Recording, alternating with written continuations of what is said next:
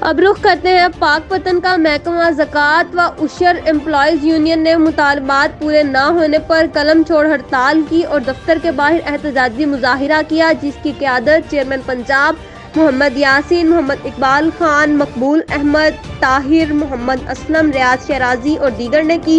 एहतजाज के मौके पर रहनुमाओं ने गुफ्तगू करते हुए कहा कि वो गुज़िश्ता 3 दहाइयों से महकमा ज़कात व उशर के मुलाजिम हैं, उन्हें रेगुलर नहीं किया गया और उनकी तनख्वाहें भी इंतहाई मामूली हैं। बदतरीन महंगाई में गुजारा करना मुश्किल हो गया है। उन्होंने कहा कि हुकूमत उनके मुतालिबात को तस्लीम करे और उन्हें रेगुलर किया जाए और दूसरे महकमों के बराबर तनख्वाहें दी जाएं।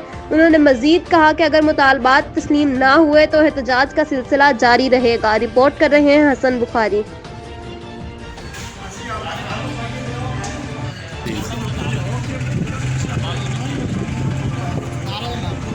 नाराए तकबीर, नाराए रिसालत, नाराए हैदरी, साडा हक, साडा हक, साडा हक, वरना हुकूमत छोड़ दो, वरना हुकूमत छोड़ दो, साडा हक, वरना हुकूमत।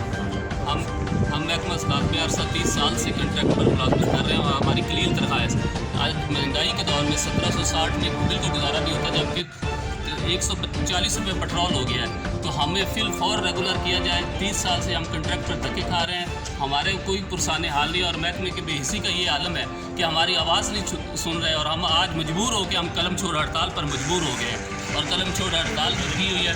सप्लीमेंट्री ग्रांट की जारी ना होने तक हमारी हड़ताल, कलम छोड़ हड़ताल जारी रहेगी।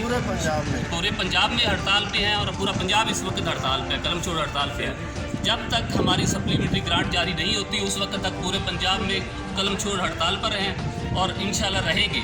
साडा हक, साडा हक, साडा हक, साडा हक।